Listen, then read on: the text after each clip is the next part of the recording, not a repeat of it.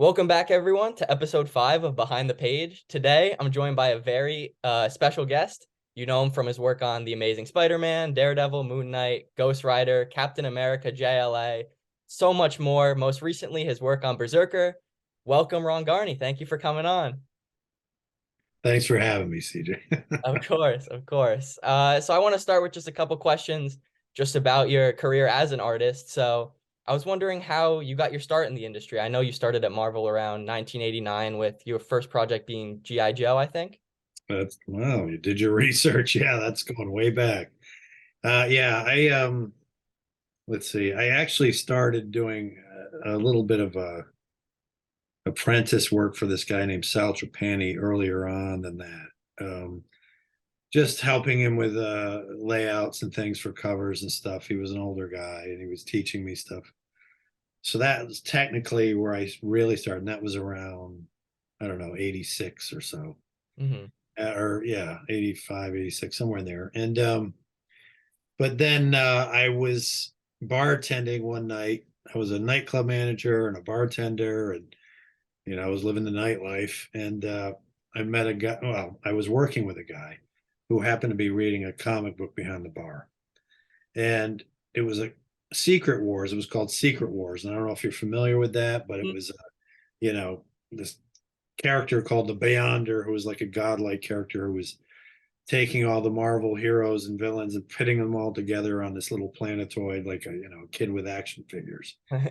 And so I was really fascinated with that. I hadn't planned on getting into comics because I was going to be a fantasy illustrator, and I hadn't read comics since I was a little kid. But I was struck by it because it was like a short form of storytelling and movie making, in my opinion.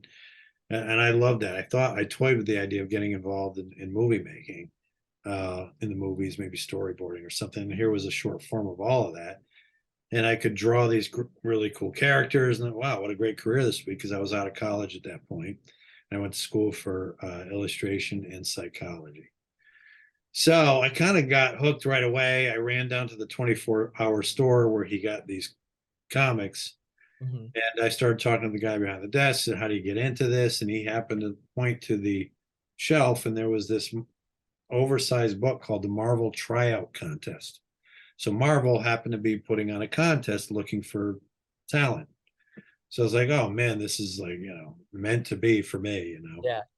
So I worked my butt off on that contest. It was an oversized book that had paper in it and a script, and it had pencils you could ink, like blue line pencils, done in blueprint paper, and also inked pages you could color. So you had the opportunity to show them everything you could do, right?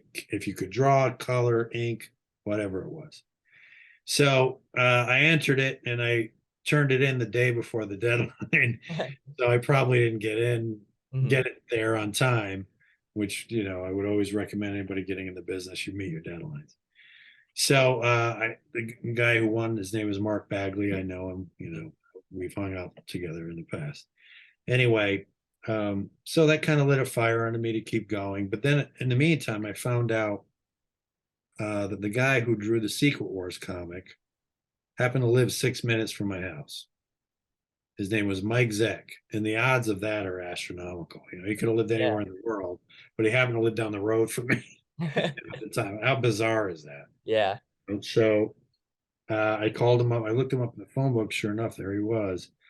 And I called him and left him a message, asked him if he could look at my work.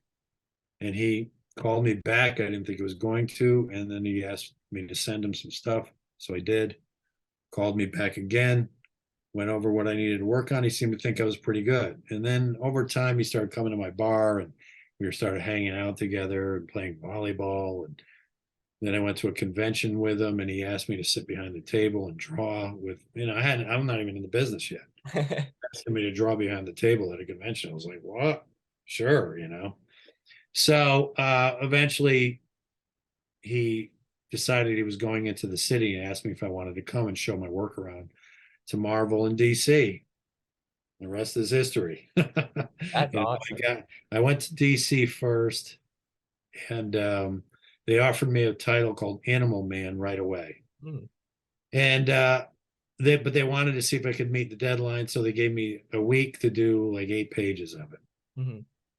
which I did. I stayed and pulled all nighters and things, and uh, I made the deadline, went in, and then when I brought the 8 pages in, they told me they loved it, but the guy who they originally asked to do it changed his mind and wanted to do it. So I'm like, all right. So in the meantime, Marvel called and they offered me GI Joe, and I'm like, okay, and and I also got another offer to do Moon Knight. So I got two offers, and so I did GI Joe, and that was a real eye opener because um, Marvel had a deal with Hasbro, and I had to do every single vehicle, GI Joe vehicle and character, right down to the nuts and bolts and shoelaces Yeah. of these characters. And I was like, oh my God. Now I had never drawn a full 22-page comic or 20 pages. It was 22 then. And so it was a real eye opener. And I remember thinking, man, do I really want to do this? Because I went from living a nightlife where I was around people all the time, Mhm. just being around by myself, trying to make a deadline. But I mean, obviously, I sucked it up. I'm like, what am I crazy? This is an Yeah. awesome opportunity. It's what I wanted. And so, yeah, so I made that deadline too. And it was a trial by fire because of the amount of work involved getting those vehicles and those characters right. So in the meantime, I agreed to do Moon Knight as a regular title. They wanted me to be the regular artist on it right away. So I agreed to do it. And I guess that caused a problem at Marvel because the editor who had me do G.I. Joe, she wanted me to do that as a regular book. And I'm Mm. glad I didn't because I didn't want to have to get wrapped up in all those vehicles and everything all Yeah. the time because it was a lot of work. Hmm. Not that I'm a hard worker, but that was crazy. I'm So, sure. yeah. So I agreed to do Moon Knight, and then they had to pass a new in-house rule that no editors can go behind the other's back. They had to have a meeting first. They converse with talent, offer talent, make sure nobody else was going to, because it was a big problem. So right away, I started off in the industry, boom, right out of the starting gate.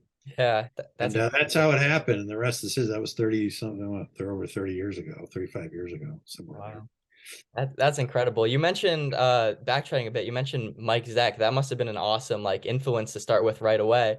I mean, you could definitely see a lot of his like dark and Yeah, stuff from Craven's Last Hunt in a lot of your work too. yeah, Uh for sure, for sure. Mike had such a strong signature style. I mean, look at it, you can tell it's a Mike Zeck drawing, yeah. more so than a lot of people who are in the industry. His was so identifiable, and he was really is a master of it. He doesn't do much anymore. Hmm. He was a master of his craft, and his penciling was just gorgeous to look at. The originals, I'm even sure. before they were inked, were just so meticulously rendered and laid out and beautiful. And Hmm. when he really put work into it, it was just gorgeous. Yeah. Very influenced by European artists. Mhm. So yeah, it was an honor and he was helping me along, telling me what I needed to work on. At one point when I was doing the G.I. Joe issue, I think, or no, maybe it was doing when I was doing the Animal Man. He didn't want to help me because he said you need to do it yourself. Oh, Be too much of my influence in there, and he was right. I mean, it had to be me, and I had to really suck it up and do the best job I could and not rely on his tutelage so much. Because mhm. at this point, he thought I was good enough to do it on my own, but I hadn't done it before. So Yeah. I was very fortunate to have gotten to know him and to have had him looking over my shoulder in the beginning. So, Definitely. What other artists would you say have most impacted your style then as influences? wow. Well, growing up, I was always an artist. No, I wasn't a comic artist, but I was into fine art. I was into fantasy, like Frazetta. That's what I wanted to be. Was like a Frank Frazetta type, or Boris, or Michael Whalen type illustrator doing paperback covers. That was the love I had at that Mhm. time.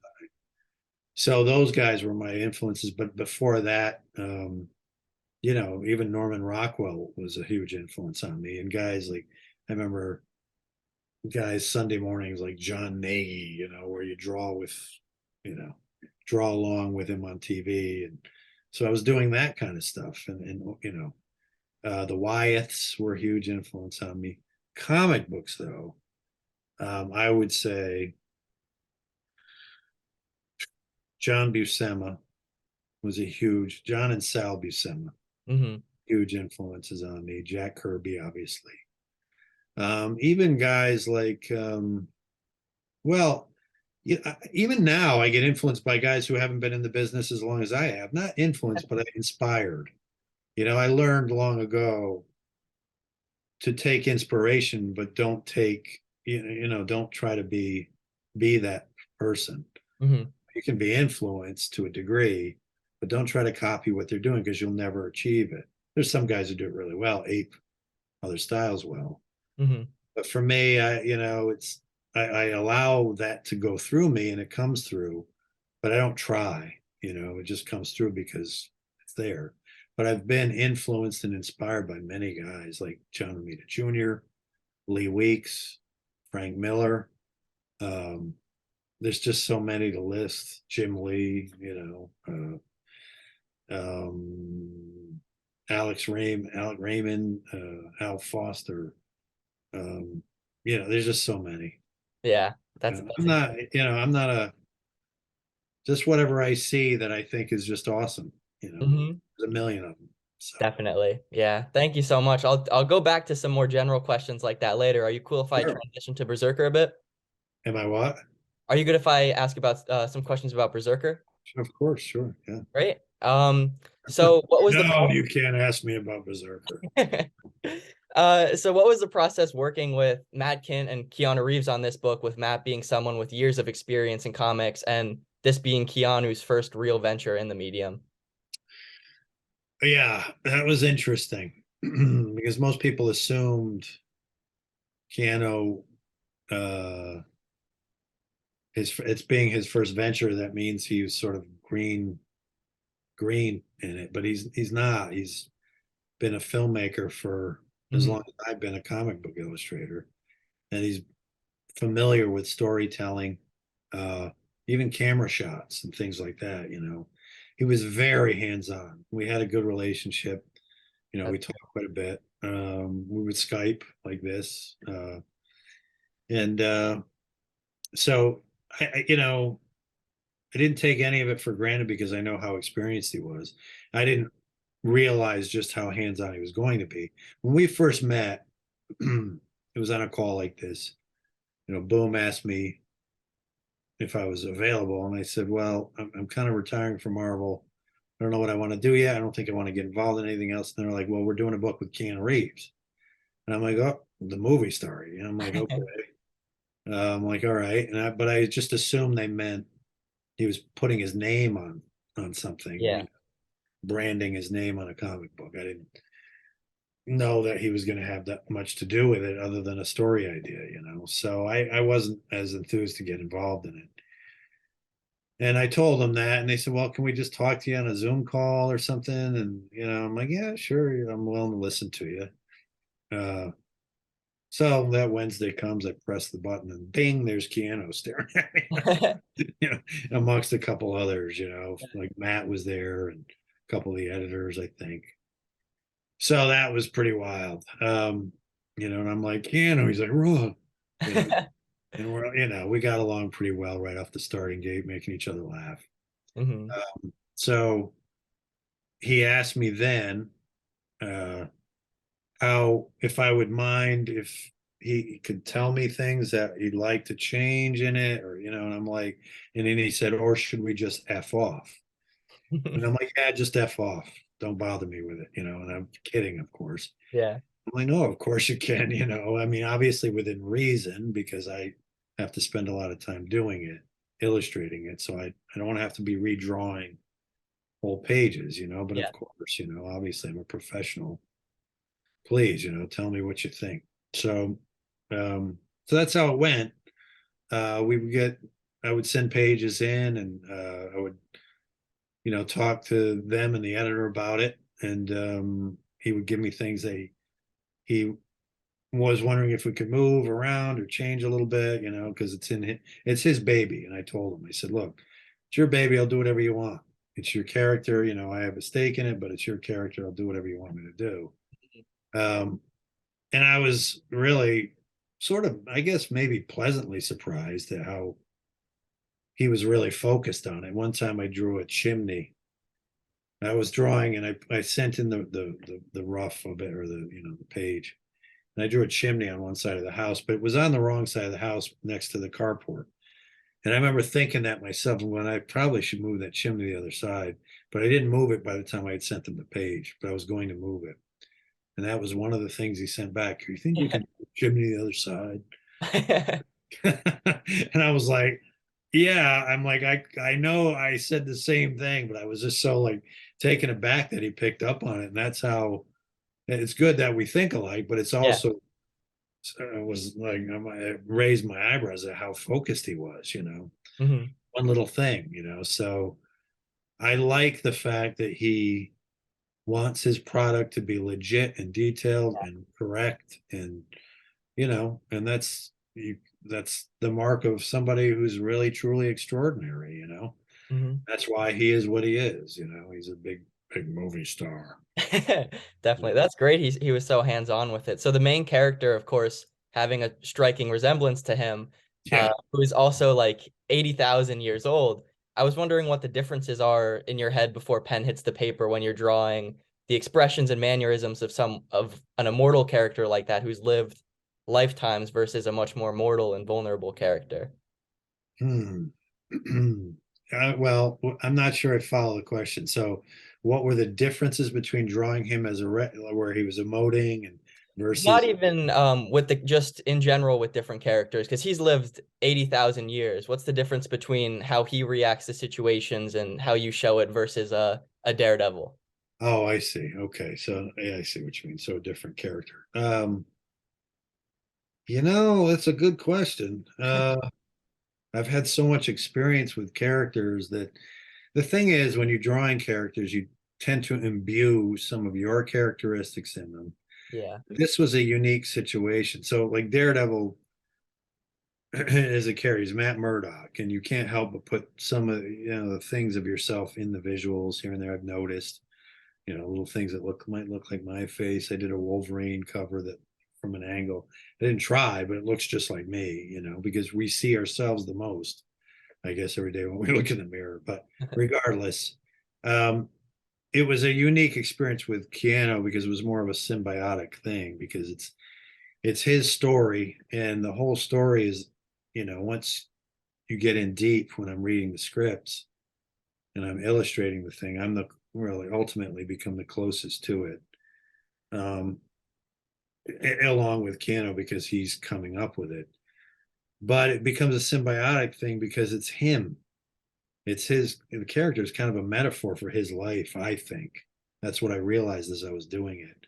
Even the fact that he's immortal is and lived these lifetimes is sort of a metaphor for this actor having lived all these roles Mm, from many different eras. yeah. So he's sort of channeling himself and putting it on paper. And, there's even some very personal things in there, with children and stuff that, if you know anything about him and his life, it's a bit of a metaphor for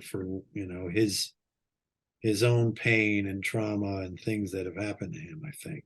Hmm. So, realizing that made me very careful about how I handled it for sure, as opposed to being a little more carefree with something like Daredevil and taking more chances with it. So, Yeah. um, yeah. So as far as being 80,000 years versus a character like Daredevil, I mean, that was really up to the story, and it was my job just to elicit the impressions and the expressions and as best I could according to what I was reading. Um, and then, and act it out myself through the visual. So it's, I wouldn't say there's a whole lot of difference other than that, other than who it was that I felt like I was drawing, you know, it was so Yeah. personal for the writer, you That know. makes a lot of sense. Thank you. So there's a lot of like you brought up like there's a whole lot of themes in this of love to grief and then also being extremely violent and gory at times. Like there's a very strong contrast between the scenes of war and raids versus when we just have B and Diana in their living room, that as an artist, how are you able to balance those different feels of the book? Because I feel like you execute it very, very well in this. Thank you very much. Appreciate it. Of course. Nice of you to say.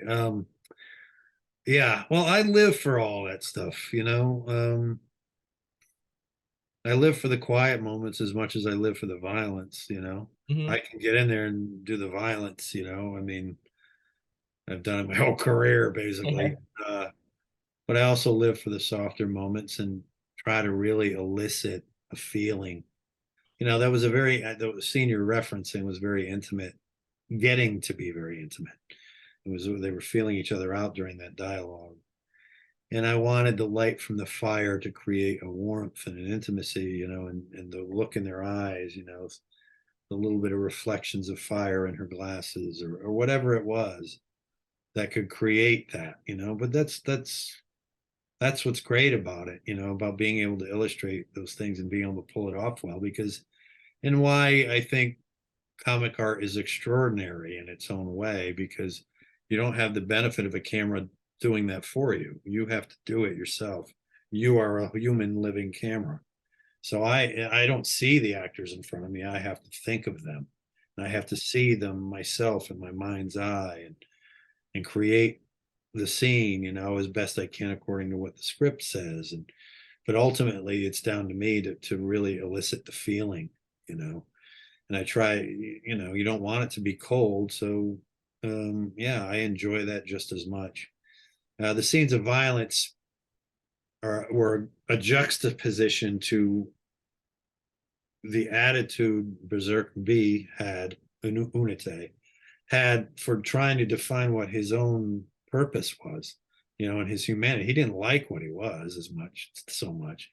You know, he'd go into a berserker rage and he had the ability, he was immortal and could just slaughter everything in front of him. But, you know, it's like most of us, we all question, is this what we are? Is this all I am? You know, and he doesn't, it's not a very pretty thing to be, you Hmm. know.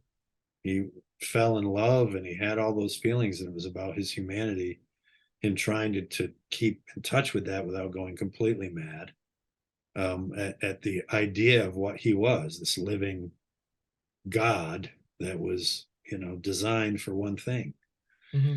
So yeah, it was an interesting juxtaposition to keep jumping back and forth from that, but I enjoyed every minute of it. You know, we Definitely. had time travel and we had, you know, love and we had war and we had retro, you know, ancient history and all kinds of fun things in there that, you know, readers want, or they need, they should they should be able to sink their teeth into and learn something from. Hmm. You got to learn from these things. You can't just be a vegetable and want it to just all be, you know, just people chopping people's heads off or Yeah. something. At least give it some weight, you know. There's some meaning to it. And so it's hard to find redemption in that. Hmm. I think this story kind of did. I think so too. So you had Matt and Keanu pretty much laid the whole story out for you in the beginning. Yeah, yeah, they told me what was going on. It took me a while, you know, a little bit to absorb it and understand it. You know, that can be frustrating, I think, for Yeah. two people who've been, they had been working on it for like a year before I got involved.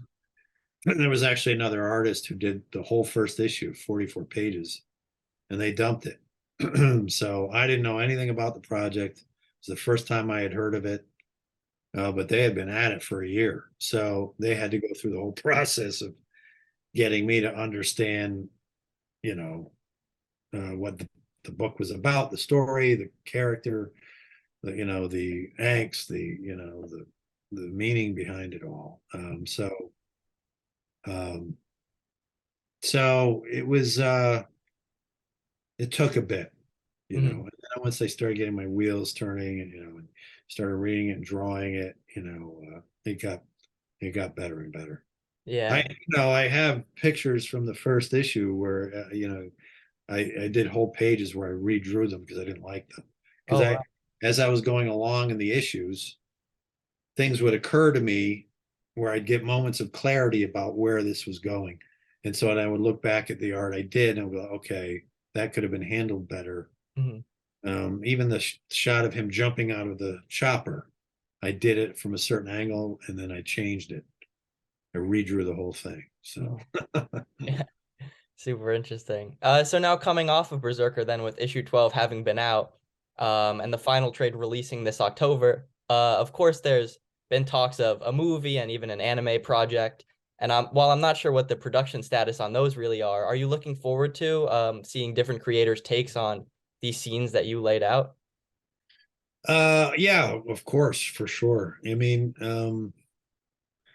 it's nice to know that, my work was I'm the father of it, of the world that unfolded. The thing that's great about Berserker is it's a character we brought into existence, that is forever going to have its own lore and backstory, and I'm honored to have been the first part of that Roots back to you, yeah. with Keanu and Matt. And but I'm excited to see, those versions. And I've already seen other artists' take on it, from all the covers. So Hmm. it's been interesting. And I know Keanu loves the idea of working, he's just like that. Yeah. Work with other artists and, because it can be so many different things, just on the visual. And so he was going to work with Raphael Grandpa, I think, before he met me. But Grandpa was already committed to something else. Hmm. So, and he's got a really cool style, very Frank Millery. So, yeah, so I'm anxious to see it when the movie comes out, and to see what influence it may have on it. If I were directing the movie, I would. I have tons of things in my head as how I would want to handle it, and I'm hoping, they go that route a little bit with it. I can see some sort of 300 ideas in there, or Sin City, or but we'll see. It's going to be fun, and I'm really looking forward to the anime version. Yeah, That's going to be really cool. that will be for sure. Yeah, Moving out of Berserker then and just to some of your other works, you got to work on Amazing Spider-Man during a really interesting time for Marvel during the Civil War era. yeah. That I was wondering, what it like felt like being offered the Amazing Spider-Man title. I know that you didn't really get a chance to draw the red and blue suit all too much because that was around the time of the Iron Spider suit, but it still must have been a super cool opportunity. Yeah, I did in the Back in Black part.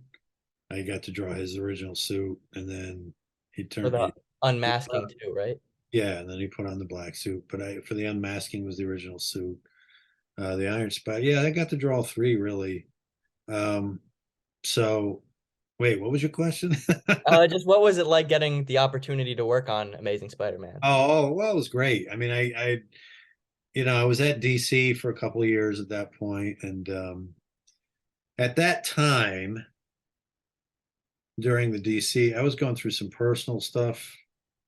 So my career was kind of taking a bit of a no, not nosedive, but I was just Hmm. in a lull where I wasn't being creative because I had a lot of things going on. And so I went to DC for a couple of years, and I wasn't happy doing JLA as much because I'm not really a team book guy. I tend to shine more on single characters. And then, my contract was up with DC, and then I got a call from Joe Quesada, who was the editor in chief, and he's like, "Hey, would you be interested in doing?" Well, I actually went to Marvel. I had a meeting with him. That's how it happened, and we talked about stuff, and things that happened. Why I went to DC, all kinds of things. And then he offered me Spider-Man. So, I mean, Hmm. it's better than that. I'm like, yeah, I'll do Spider-Man Hmm. for sure. And I loved it. I love the character, and I'd always wanted to do it. I was a big fan of Spider-Man when I was a little kid. And I was a fan of all the guys who came before me on it, like I said, JR, and all the way back to Ditko. And so of course I wanted to be able to do it. And I had a ball. Yeah. Nothing else Definitely. I can say about it. Yeah, you brought up Back in Black, which is just a great and very iconic arc now. There's a really striking scene of Peter going and beating up the Kingpin, which I heard came from you, that idea. Yeah, So I was I've heard wondering, that because it's true. Yeah, that was my story idea. yeah, who'd you I wrote, contact for that? I wrote the whole 2-page breakdown of that story and sent it to the editor. And lo and behold, I got the script and it was that story, you know. Wow. And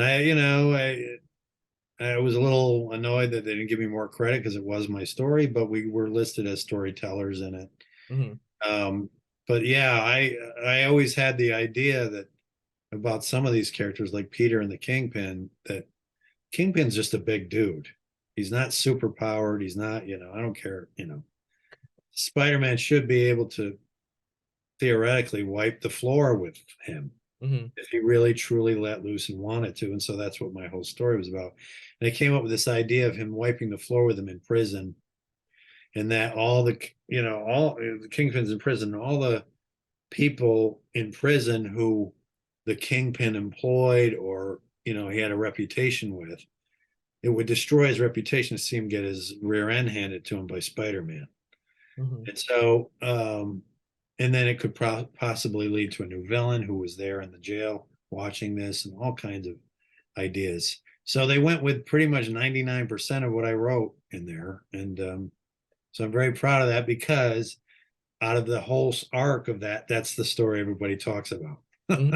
It is, yeah. So it's a nice pat on my back. I'm proud of that. You should be. It's amazing. Another really cool moment you got to draw in ASM during the more Civil War stuff is the Spider-Man and Captain America fight, which we later, I know it's very different than how Yeah, it's told that in was your book.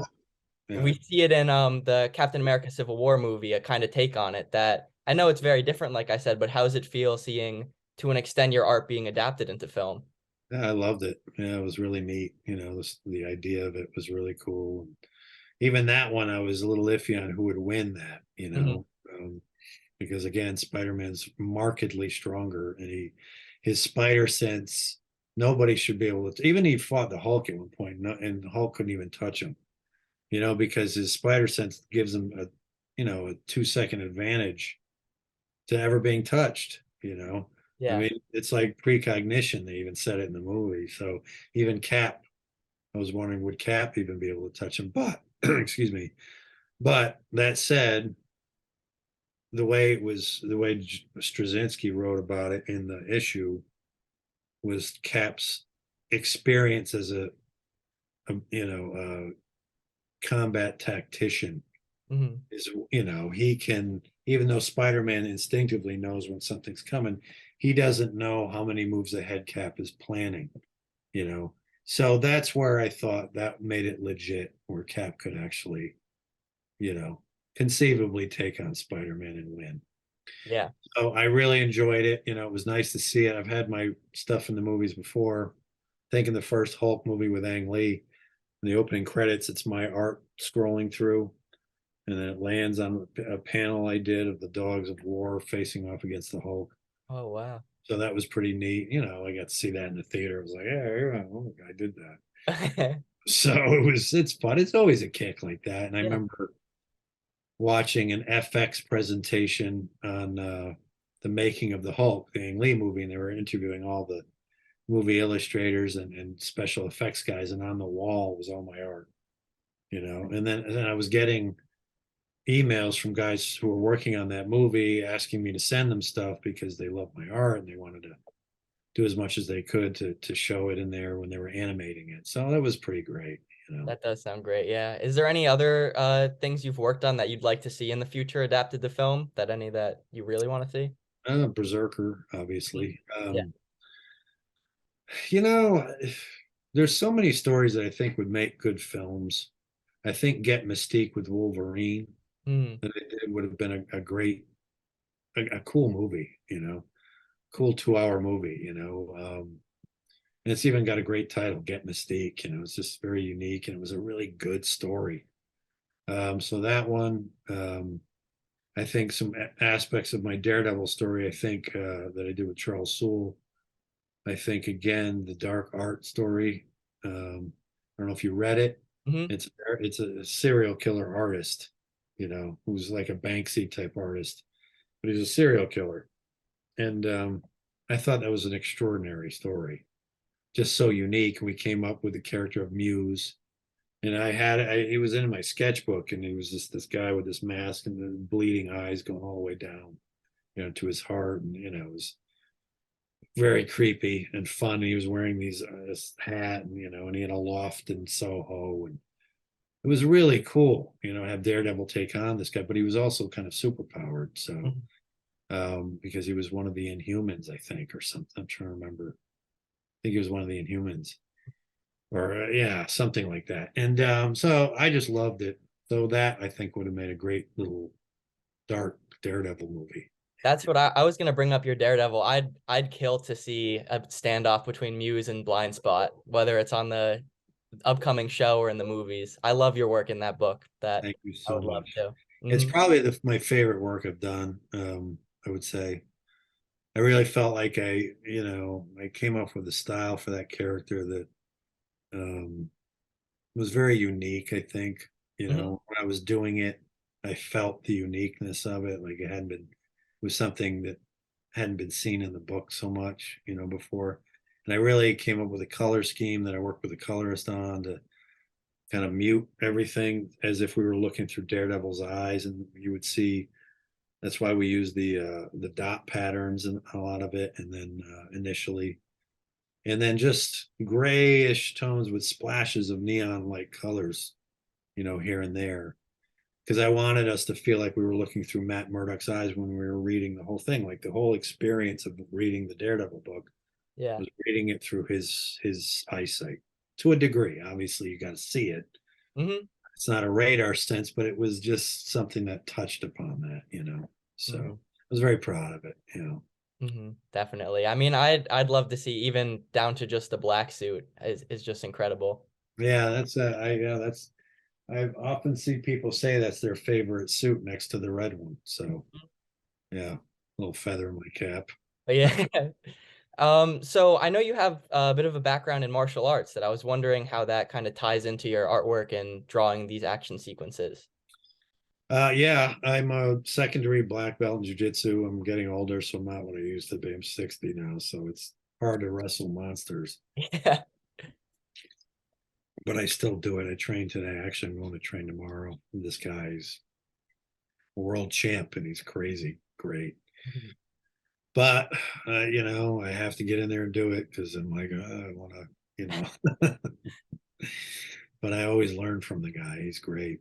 Um, so yeah, I had my own school for a bit, short about 6, 7 years, and it definitely informs. But see, I've always been into working out, and I did karate when I was young. I boxed a little bit and did some aikido. So I was always very physically active. So I knew a lot about the human form, and I was always pretty good at figure drawing anyway. Growing up, I always sort of um, was drawn to that more so than anything else. I just love figure drawing, Mhm. and so I doing the martial arts certainly informs me and how characters move, and how they might, you know, use their wrists even. I've had Daredevil do a couple wrist lock things and judo throws and stuff like that.